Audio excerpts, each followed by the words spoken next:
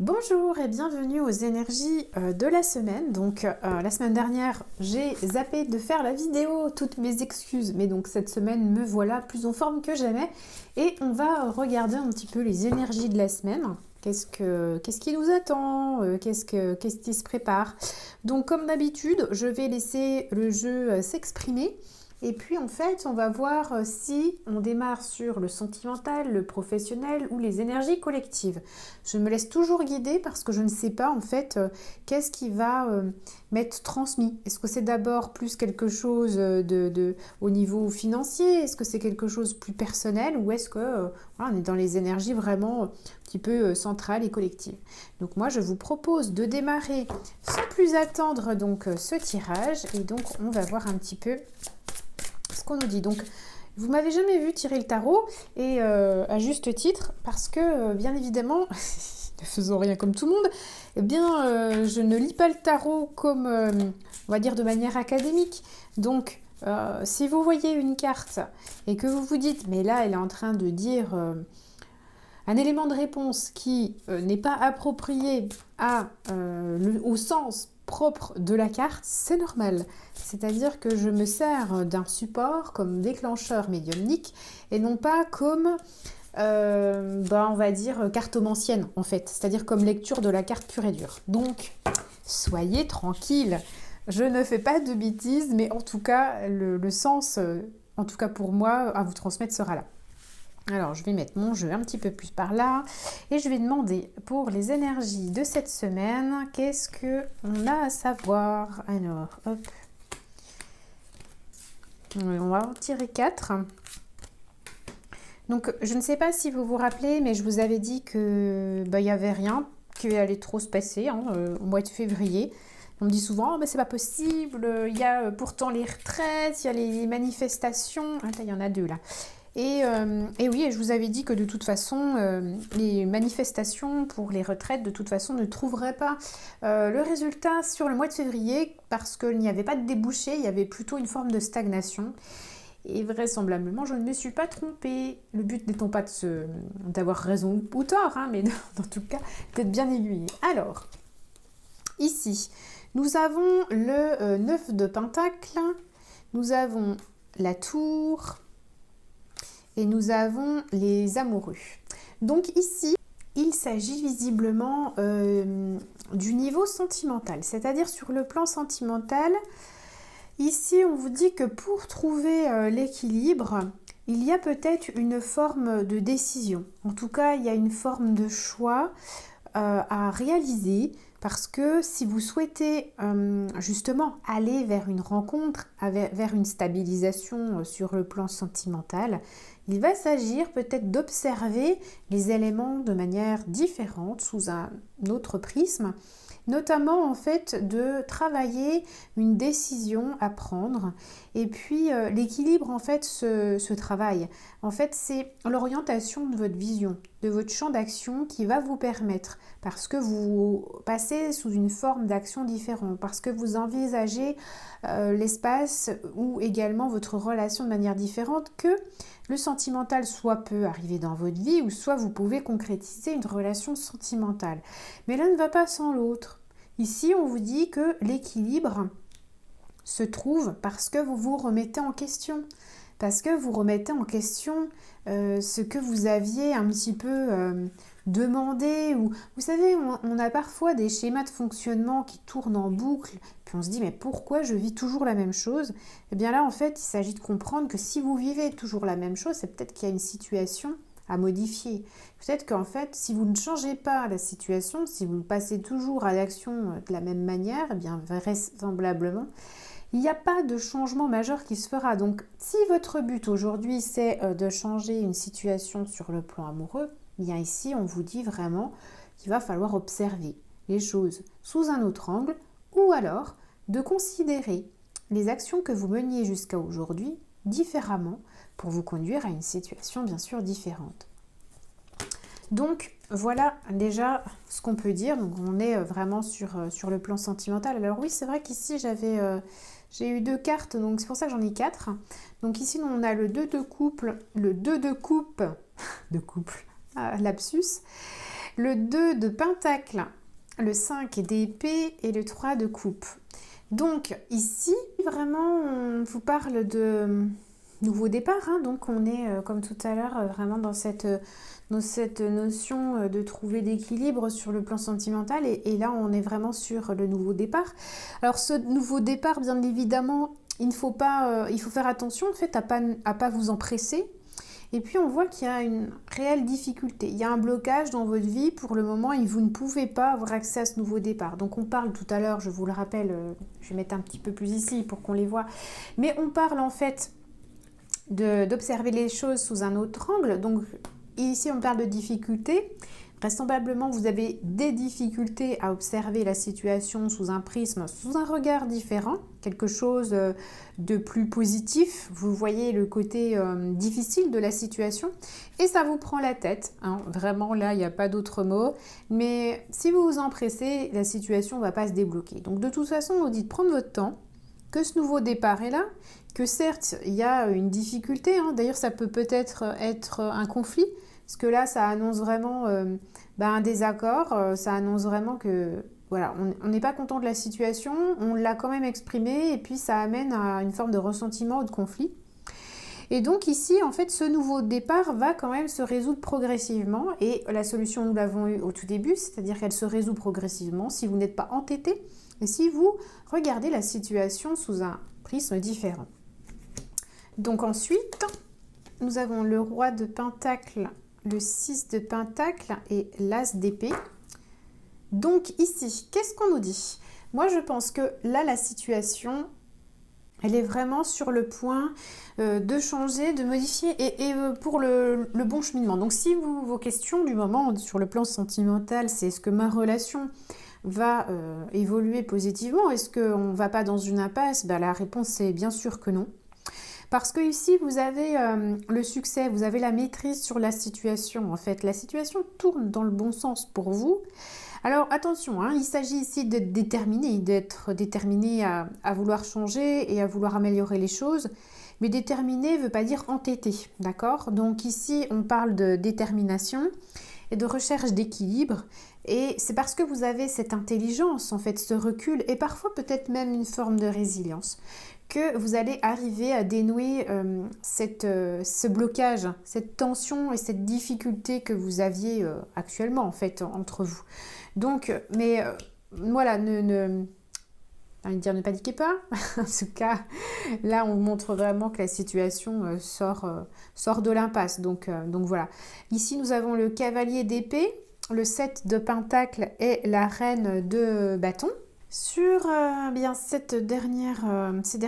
ces dernières cartes, on voit votre volonté en fait de réussir et on vous dit aussi que vous allez être fier du résultat puisque ici vous avez vraiment la volonté d'observer la situation, vous mettez vraiment tout en œuvre pour que cette situation se débloque et puis que votre relation reste pérenne. Mais alors, ici, on vous dit faites attention quand même de ne pas manipuler les choses, de ne pas manipuler votre moitié, de ne pas essayer d'orienter ses choix ou de mettre des stratagèmes en place. Parce que soit c'est ça, soit vous êtes agressif, c'est-à-dire vous ne savez plus vous parler et puis vous pouvez rentrer dans une forme d'agression au niveau de la communication. Donc ça, c'est vraiment ce qui prévaut sur la situation, c'est-à-dire qu'il faudra faire attention à ça, il faudra faire attention à ne pas rentrer dans une forme de communication ou de peut-être langage aussi corporel agressif. Quoi qu'il en soit, vous voyez encore ici, on nous montre vraiment cette réussite et puis cette volonté de réussir. Donc peut-être il y a une fatigue passagère qui peut s'installer parce que cette situation, ça fait un moment qu'elle est là et qu'elle est bloquée. Mais on vous dit vraiment, lâchez pas maintenant, en fait, continuez parce que là, ça s'ouvre véritablement. Sur le plan sentimental, on a quand même une semaine qui se dirige vers l'ouverture et la compréhension et au contraire, en fait, on n'a pas une situation qui reste bloquée. Donc ça, c'est hyper intéressant. Donc voilà pour la situation sentimentale. Je vais prendre autre chose pour regarder sur le plan professionnel. Alors, sur le plan professionnel, eh bien, on va prendre celui-ci. Alors, j'aimerais avoir l'orientation et l'énergie sur la semaine concernant le plan professionnel. Alors, sur le plan professionnel, en général, le professionnel, c'est pour ça que j'aime bien quand ça arrive sur la fin, parce que on voit que c'est souvent lié aussi aux énergies collectives. Bah forcément, hein, les investissements, les orientations, les choix sur le plan professionnel, bien évidemment, il y a les marqueurs sociaux ou les événements qui peuvent rester présents. Donc là, je ne les lis pas à l'envers, en fait, je les lis toujours à l'endroit. Et donc ici, on nous parle... même si vous avez peur en fait. Donc là, vous voyez, c'est bien c'est pour ça que je faisais cet aparté, mais à juste titre, hein, visiblement. C'est-à-dire que pour moi, l'énergie professionnelle, hein, si vous avez des questions au niveau professionnel, eh bien, c'est vraiment en quinconce avec les énergies collectives. Donc on ne peut pas vraiment les séparer. Donc à mon avis, on va avoir des informations sur le plan professionnel, mais en même temps, on va avoir 2-3 petites choses sur le plan collectif qui vont se glisser dedans, parce que bien évidemment, hein, nos choix sont aussi impactés par ça, et puis parce qu'on voit que l'anxiété, elle est là quand même. Donc on voit l'espoir de cette ouverture sur un monde nouveau, ce fameux monde nouveau dont on nous parle. J'ai envie de dire qu'on nous rabat les oreilles depuis, allez, je vais être gentille, 2012, mais c'était certainement bien avant. Quoi qu'il en soit, ce monde nouveau, il est toujours là, donc ne baissez pas les bras, même si l'extérieur semble hostile et a l'air d'avoir envie de contre-attaquer, ce qui nous procure vraisemblablement beaucoup d'angoisse, beaucoup de peur. Bien là, visiblement, voilà, il ne faut pas lâcher l'affaire. Alors, on va regarder un petit peu plus loin. Allez, je fais durer le suspense, je ne retourne pas les cartes. Je vais les retourner peu à peu. Donc, on a le soleil. Alors... j'ai pas assez de recul pour pouvoir vous les montrer, mais bon, écoutez, c'est déjà pas mal, hein. Alors, ici, on essaye en fait de créer des angoisses, comment je pourrais dire ça, d'augmenter l'énergie de peur pour venir grappiller sur le petit jardin un petit peu tranquille que vous vous êtes construit. Vous voyez le terreau un peu fertile que vous vous êtes construit. Et on voit en fait que ces peurs prennent de plus en plus d'espace dans votre vie et que même si vous croyez à ce renouveau, malgré tout en ce moment, il y a quand même cette peur qui est là et qui vous ronge. Donc, il va falloir, pour ne pas vous faire ronger par la peur de l'inflation, par la peur des virus, par la peur de la guerre, par la peur de plein de choses, hein, parce que vraisemblablement on est plus fort à inculquer et à programmer les peurs plutôt que d'essayer d'en sortir. Donc ici, on nous explique que pour rester dans un état d'équilibre, pour vraiment ne pas se laisser happer par les énergies extérieures, eh bien, il va s'agir de se recentrer.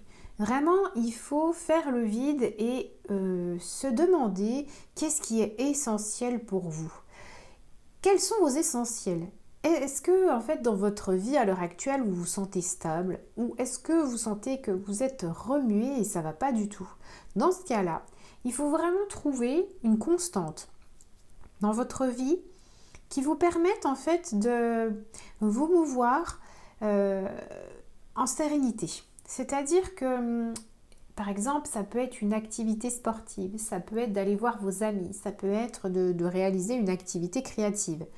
Quelque chose qui vous permette de relâcher la pression et de ne plus être connecté trop à votre mental. C'est pour ça qu'en général, c'est vraiment sympa d'allier le côté manuel, hein, parce que quand on est manuel, on fait une activité manuelle, on va débrancher le mental. Donc pendant ce laps de temps, vous ne serez plus connecté aux peurs un petit peu ambiantes et vous allez vous reconnecter à vos valeurs profondes et vraiment à ce qui vous permet de vous stabiliser. Et plus vous allez être dans cette énergie à la recherche de cette stabilité par force créatrice, par une activité extérieure, et bien plus vous allez moins vous allez être impacté par ces courants énergétiques de ces remous qu'il y a. Évitez aussi de parler trop de ces actualités parce que vous les connaissez et vous savez en fait toutes les contraintes que ça implique. Et il n'y a pas besoin de les ressasser. Je pense que vous les savez assez. C'est pas la peine entre vous, quand vous vous retrouvez, que ça soit en famille ou avec vos amis, j'ai envie de dire de remettre encore une couche. Essayez de changer de sujet, essayez de parler de choses peut-être plus légères, on s'en fiche. Oui, les événements extérieurs sont forts et puis sont impactants, mais on le sait, mais vraisemblablement, là, tout de suite, maintenant, on ne va pas pouvoir changer les choses. On pourra les changer certainement sur le long terme, mais là, quand vous vous rencontrez, le fait d'en parler ne changera pas les choses. Donc quand vous rencontrez des gens avec qui vous avez envie de passer un bon moment, eh bien sortez de ça et parlez d'autre chose. Il y a vraiment cette notion aussi de quitter Moi je trouve qu'on nous met beaucoup dans des parts au niveau du système financier, que ça soit avec l'inflation, que ça soit avec l'écologie, parce que quoi qu'il en soit, quoi qu'on peut dire, le fait est que l'écologie, si on veut traiter ce poids-là, eh bien, vraisemblablement, il va falloir aussi que ça impacte le porte-monnaie, donc la condition financière. Parce que comme si le côté vert ne pouvait pas être plus facile et qu'il fallait forcément s'appauvrir pour faire de la planète une action principale. Ben, je regrette, je ne suis pas d'accord du tout en fait. Pour moi, les actions qui sont à mener pour la planète dans le sens de l'écologie ne sont pas forcément impactante pour le porte-monnaie. Mais ça, c'est ce qu'on nous fait croire. C'est une stratégie qui est mise en place et on ne s'ouvre pas assez à des solutions alternatives. Et donc, en fait, on nous fait croire, et puis de toute façon, c'est aussi ce qui est, puisque, moi, j'ai l'impression que dans les villes, on ne va pas pouvoir rentrer avec nos voitures, donc tout le monde ne peut pas changer sa voiture. Je suis désolée, mais tout le monde ne va pas pouvoir changer de voiture et passer en électrique, qui d'ailleurs, soit dit au passage, sont hors de prix. Donc ça veut dire qu'il va falloir trouver un autre système. C'est soit vous rentrez toujours dans ce système qui est donc de consommer, puisque c'est bien le sous-jacent de la question, ça va être encore de la consommation. Or là en fait on parle de l'inflation. Donc vous voyez comme quoi en fait on nous resserre dans un carcan il y a de l'inflation, mais en même temps on vous demande de consommer mais vous n'avez pas plus d'argent. Donc, soit on essaye de rentrer dans ce système et effectivement, je comprends, l'anxiété est là puisque les faits sont qu'il n'y a pas plus d'argent, mais il faudrait en avoir plus pour tout faire. Donc, c'est pas possible. Ou alors, vous commencez à réfléchir à un système alternatif et là, on voit un homme qui réfléchit parce que il y a un autre système. L'autre système, vous allez me dire, oui, mais voilà, moi je ne sais pas si vous le savez. Si vous faites référence à ce qu'il y avait avant avec vos parents ou vos grands-parents, n'étaient pas dans ce système-là et pourtant ça fonctionnait. Alors l'idée n'est pas de faire machine arrière et de revenir à l'époque des choux et des calèches, mais néanmoins d'avoir une alternative. On n'est pas obligé de rentrer dans une forme de surconsommation, ce n'est absolument pas nécessaire, mais c'est ce qu'on nous fait croire. Donc, la question du moment est, allez-vous emprunter le chemin encore de la consommation, voire de la surconsommation, ou allez-vous faire des choix alternatifs qui reposent plus sur des valeurs de cœur et des valeurs d'équilibre?